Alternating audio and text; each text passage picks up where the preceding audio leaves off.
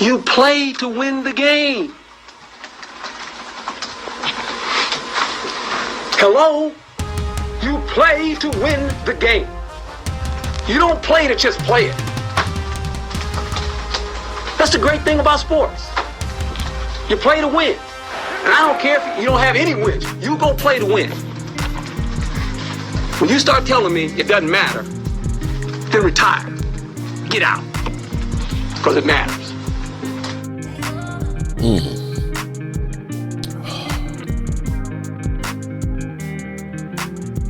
Boy, that's good this morning.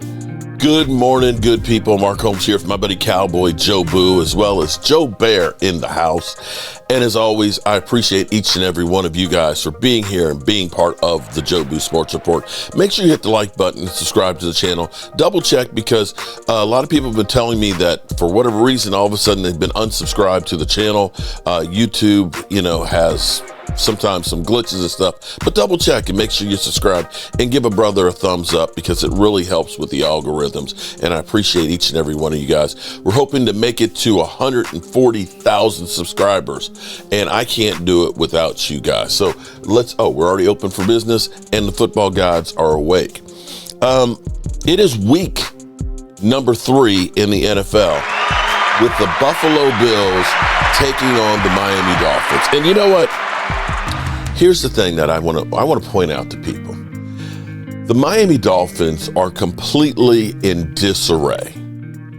They are atrocious right now. Remember when people used to say the Dallas Cowboys should tank for Tua?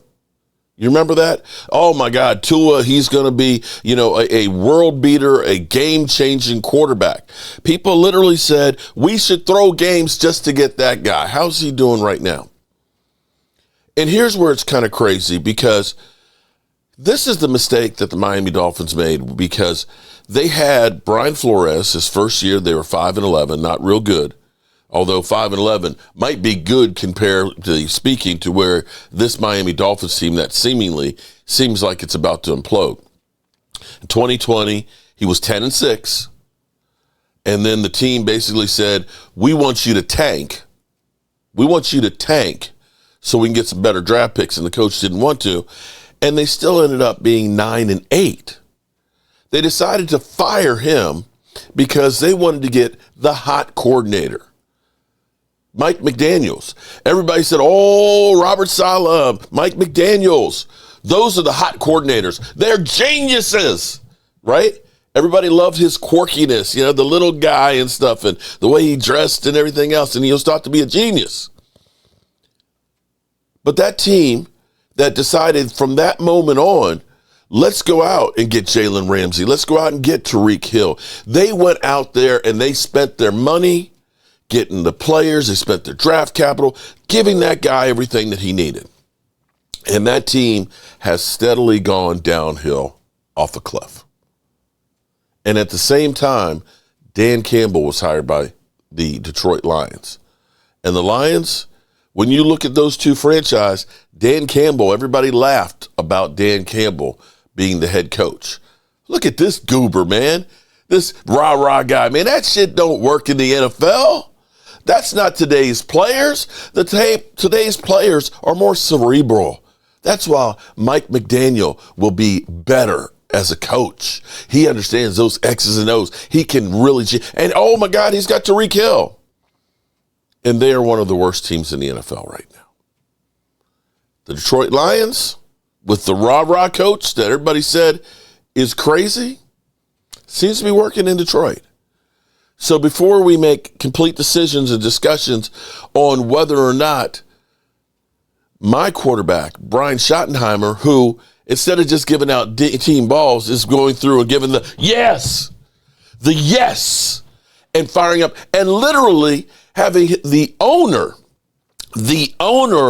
literally enjoying being on the sidelines there in the locker room after that victory, like he's in church saying, amen, and firing up those guys, because those guys are lining up behind my coach.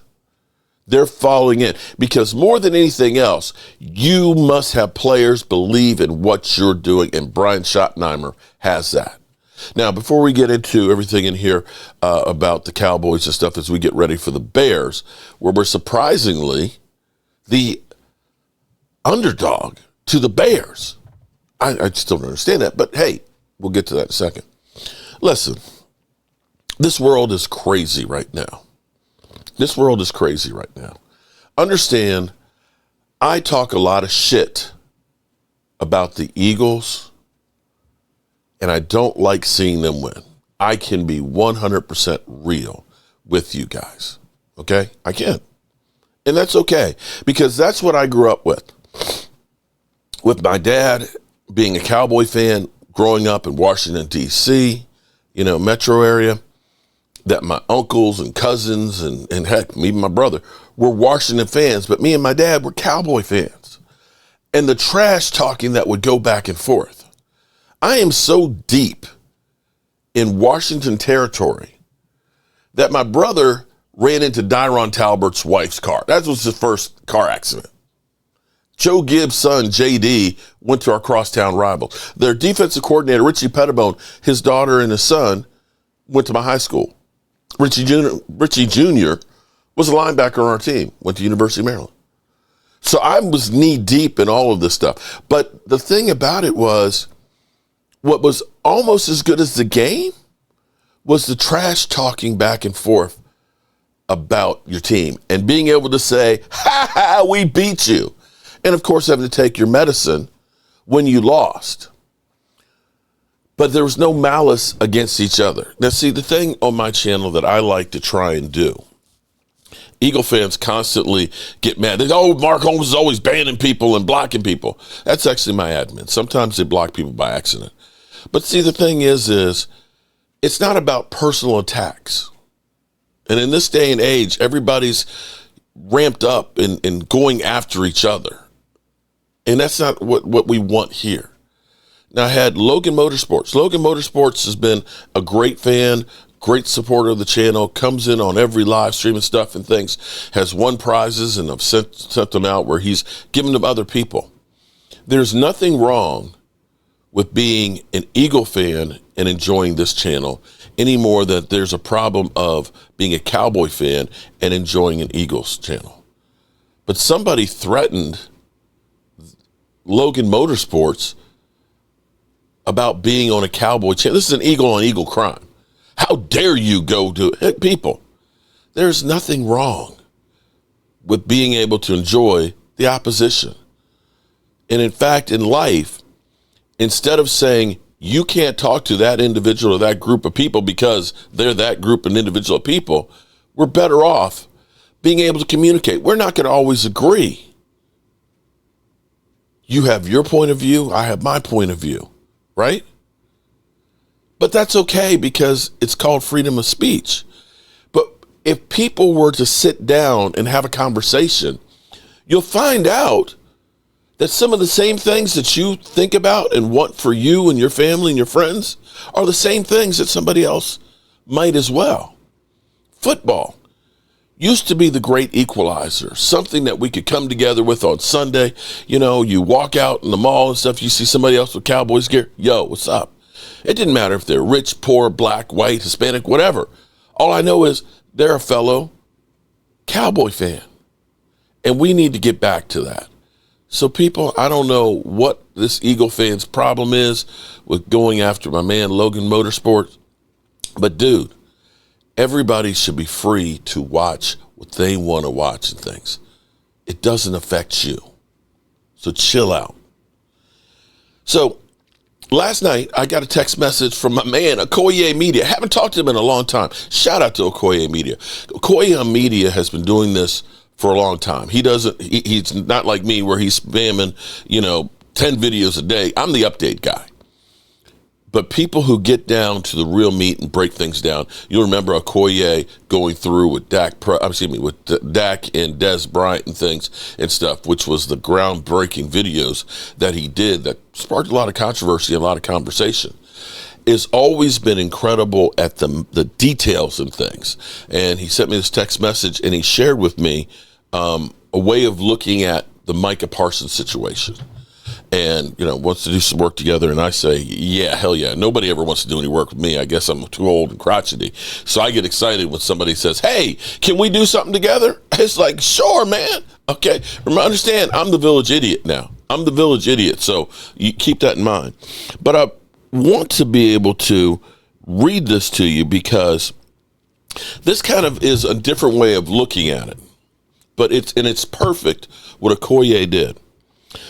Let me read it to you, and I'm not great at reading. Let's kill the debate. This will be the last trade video you need to watch. Micah Parsons isn't the best defensive end. He isn't the best linebacker. Though boxes were always too small. He's something else. A generational defender, a weapon that bends, wrecks schemes, and made coordinators panic. The most complete defensive talent in the NFL. And now he's gone, traded. For Dallas, it's a declaration of balance over superstar. They flipped Parsons for Kenny Clark, one of the most dominating interior forces in the league. Clark instantly stabilizes the middle of that defense, commanding the double teams, freeing up the edge rushers, and giving Micah's old teammates the anchor they've never had. Add in locking up Deron Bland, extending Tyler Smith, and bringing in Clowney. Dallas is betting that a deeper, more well-rounded roster outweighs one with a transcendental star. For Green Bay, it's a declaration of chaos. Parsons in Green Bay means everything offensive coordinators in the NFC North wake up sweating. He isn't just an edge. He isn't just a linebacker. He's a movable piece that transforms the Packers' front into a nightmare. Pairs with that young secondary and emergent defensive core, Parsons could tilt the balance of power in the conference. This isn't a transaction, it's a philosophical shift. That's the thing you have to understand about. That's the key. Shout out to you, Okoye. Dallas chose the fortress, Green Bay chose the assassin. I spent months compiling Michael's accumulation of knowledge, his growth, his dominance into a 45-minute of film. Not hype, the definitive story. So here's the question the tape will answer. Did Dallas get stronger by building balance, or did Green Bay just acquire the most dangerous defender alive? And I urge you to watch that because it is incredible. And that's what you have to understand is the problem, rightly or wrongly, I don't know. If we had Micah Parsons at this moment, I don't know, maybe the Cowboys defense would be better. I don't know. I mean, but then again, you look at it and say, where were we last year when we had Micah Parsons without having the supporting cast? See, Green Bay is kind of in a different position than where we are right now. Green Bay had more of those defenders, and they're going to be able to use him, like you said, as a chess piece. They're going to be able to move him around and make him a wild card. The problem for us is we looked at it and said, Micah Parsons, we need you to be everything. And coming off the edge, we need you to wreak havoc because we didn't have the supporting cast to go around him. So when you look at having somebody like Lawrence Taylor, it wasn't just Lawrence Taylor. Mind you, Lawrence Taylor was the best there ever was. But he also had like Carl Banks and Harry Carsons. He had a lot of talent around him that was able to maximize what he does. And unfortunately, we weren't in a position to do that. And if we paid the $47 million, we would still be repeating the same thing. Now, rightly or wrongly, only time will tell if this ends up being better or not. And people will go ahead and point to last week and say, well, shit, look what you guys did last week. You know, you gave up 37 points to the New York Giants, man. You guys suck. You should have had Micah. Well, but here's the thing. The problems on the defense go beyond just the edge rushing. The problems are poor planning and a wing and a prayer for the Dallas Cowboys secondary.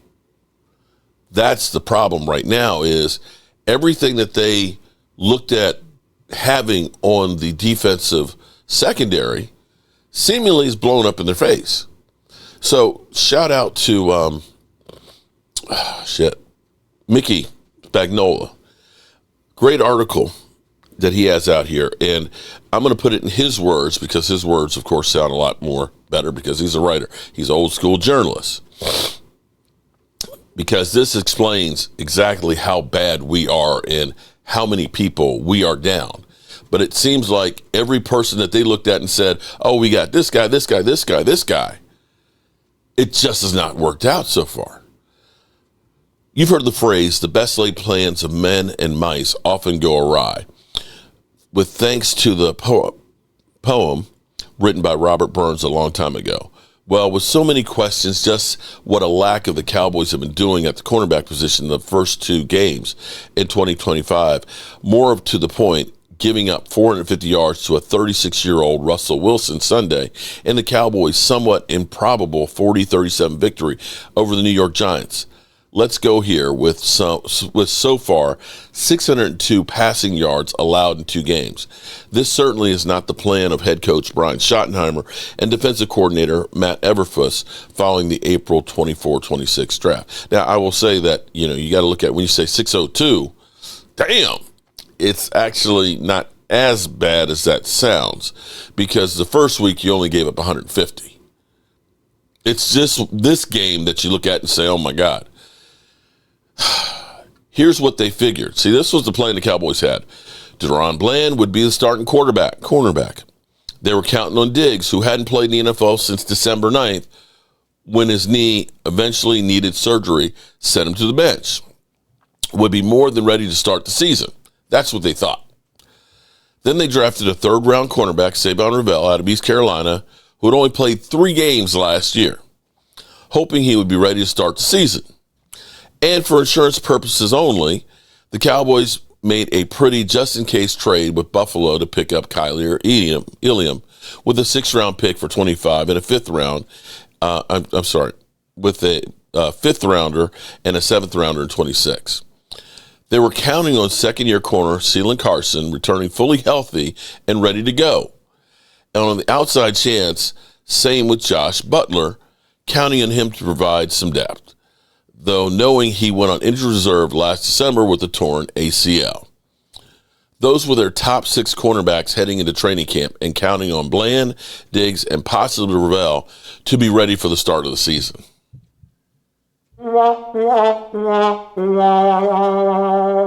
That was the plan. That Bland, Diggs, and Savon Revell would be ready to start the season.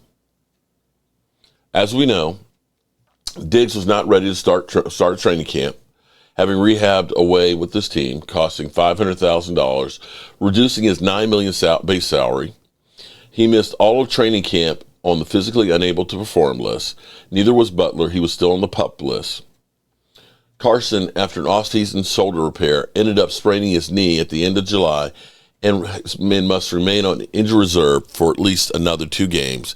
And Revell, while rehabbing mighty hard, didn't start his knee rehab with the Cowboys until May, was placed on non-football injury list and must remain there for 2 more games. Then came the gut punch. After starting the season opener, Bland suffered a foot injury in practice on Monday after Thursday night's game, and he's out multiple weeks and still hasn't returned to practice. Think about that all now when wringing your hands over Wilson's 450 yards passing. That meant going into Giants game, 4 of the Cowboys' presumed top 6 cornerbacks were not available. And as for Diggs, after playing 27 snaps in the opener, he was forced out of necessity to play 61 snaps, 91% against the Giants, and he sure didn't seem to be ready for that either. So there you have it, guys. When you're all, hey, man, Donovan Wilson, man, it's all his fault. Oh, my God. Diggs, he stinks. Guys, the best laid plans blew up in their face. It blew up in their face.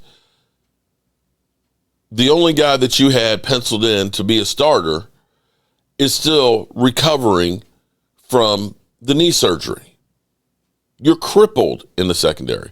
Now, they keep saying that, we've all, as Joe the fan, have been talking about Stephon Gilmore and, bringing Stephon Gilmore. Stephon Gilmore hasn't gotten a job with anybody. And they say that he's washed. His legs are spent. Well, you know what? I don't know that our secondary can be any worse than the 450 yards that we gave up to Russell Wilson. I don't honestly know if it can be any worse. So keep in mind that the guys on IR, they're not coming back next week when we take on Green Bay. They can't come back till after that. Keep in mind that Deron Bland, they said, 2 to 4 weeks or 2 to 5 weeks. He's not coming back till after Green Bay. So we're going to go against the Green Bay Packers with a mass unit. And this is where maybe it's not Stephon Gilmore, but you can't tell me that there's not somebody out there with a veteran presence that can't come in to help, at least on a temporary basis. And that right now, the cupboard is completely bare. And the Cowboys definitely need to do something to help that secondary. I'm happy that we ended up bringing in Clowney. That will help us some in the rotation and things. We'll see how much he still has in the tank. Of course, Eagle fans are poo-pooing. Oh, he's nobody. He's done. Well, he got 5.5 sacks last year. 5.5 sacks last year would have been second on the Cowboys' defense.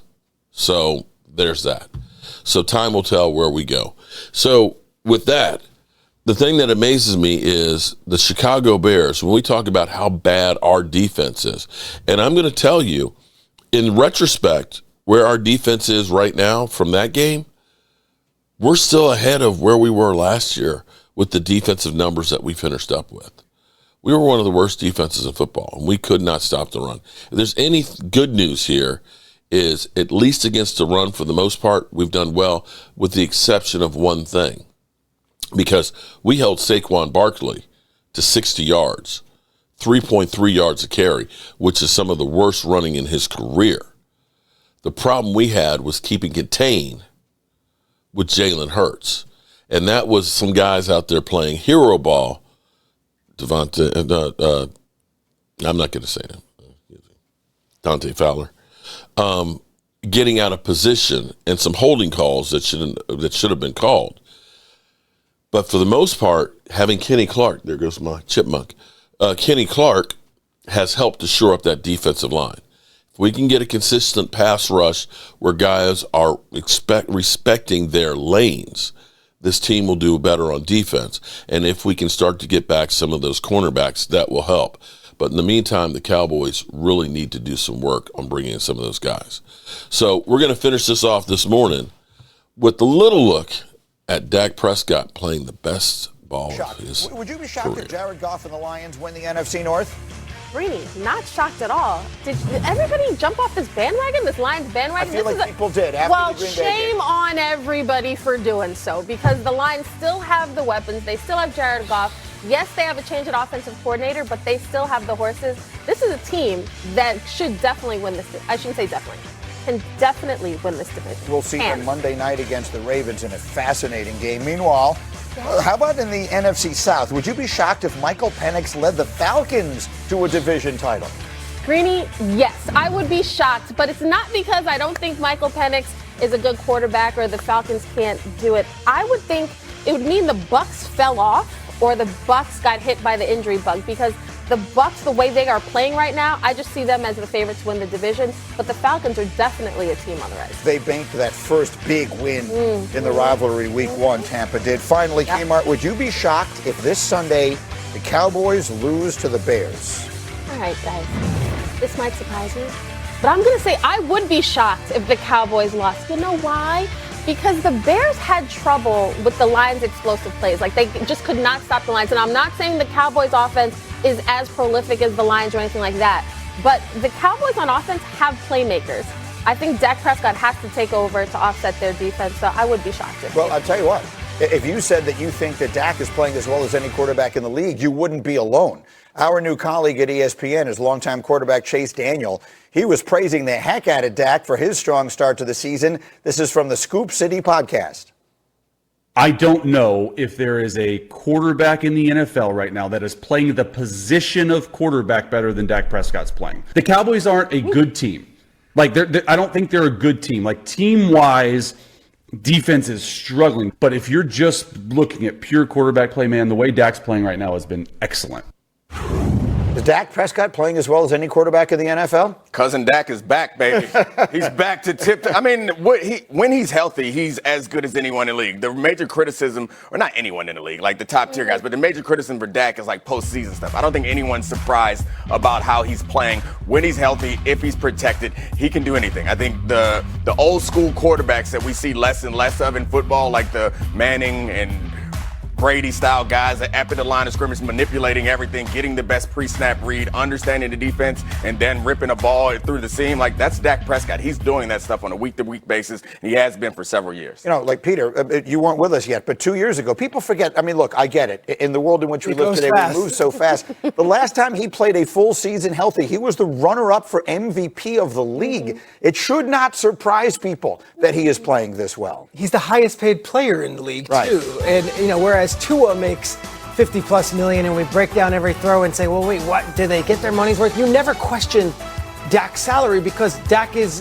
fantastic when he's on the field. The next point, do any of these games matter? It's going to be January where we always judge Dak's career because he's a made man already. He has been paid the big bucks. It shouldn't surprise us that he's playing this well. And I'll tell you what, you were saying that, you know, they're not the Lions. I think they might be better than the Lions offense. They're that good on offense. The question is, can the defense stop anybody? Well, that's the thing. We watched what the Giants did. We were ready to write Russ off, bench him. Malik Neighbors has a towel on his head. And then all of a sudden they're playing the Cowboys defense and they throw for almost Wan'Dale Robinson's still getting almost 500 yards. Yeah. So is this the Bears offense does that against the Cowboys? Dak is going to have to be that good this weekend. For sure, if the Bears offense can do that. We had a whole conversation earlier in the show about Caleb Williams and how he's looked and the accuracy issues. I think this matchup, to me, the Cowboys defense has to be better than it played against the Giants. Right. But the Bears offense doesn't scare me in the same way. By the way, this is the Matt Eberflus revenge game. Right? Yeah. Loose is loose. Eberflus against his Circled former this team. before the season. Look, if I had said to you 2 weeks ago, one of these offenses is going to light up the Dallas defense, either the Giants or the Bears, we all would have said Bears, right? So it wouldn't be, I think unlikely. We have to appreciate that the talent differential in the NFL is so small. So, like, having their bell rung last week, like, we'll get some changes. I think they don't necessarily have the personnel. Like, Eberflus, his defenses are not, like, blitz happy. You got to win up front. You got to have great pass rushing guys on the edge. Right. You got to have So, for example, you had a guy like Micah Parsons in the middle of that defense. You probably shouldn't trade him away right before the season begins. Final word on the Cowboys. They're going to score a lot of points this season. Can they stop anybody? And I would add this on the Bears. Like Colston Loveland, you take him that high. 0 catches, 0 yards. Like, the Bears have to start using their big playmakers because that's where the strength of their team was supposed to be. Well, yeah, Colston Loveland and Luther Burden. I mean, we got all excited about the offensive weapons they drafted. A lot of questions this year. A lot of questions so far, but it is time for So the question is, can the Cowboys beat the Bears? The Bears are 31st in points given up. And I'm sorry, I don't see the Bears offense being that great. But then again, I guess I don't have room to talk after seeing Russell Wilson. I just don't see that one. That's one of the ones I think we have a really good chance of winning. I'm sorry. I just don't see that one. But anyway, today is a big day. I'm going to be headed to Richmond because today is the day that the nomination for the Red Brick House to go on to the state registry and hopefully get passed up to the national registry next happens today. So I will be there. So we'll be on the road. I may end up live streaming the process or at least videotaping it while I'm there at the show so we can see what happens in real time. As always, I appreciate you guys. And can't we all just get along? Can't we just try and get along, good people? I appreciate you guys, and have a great day.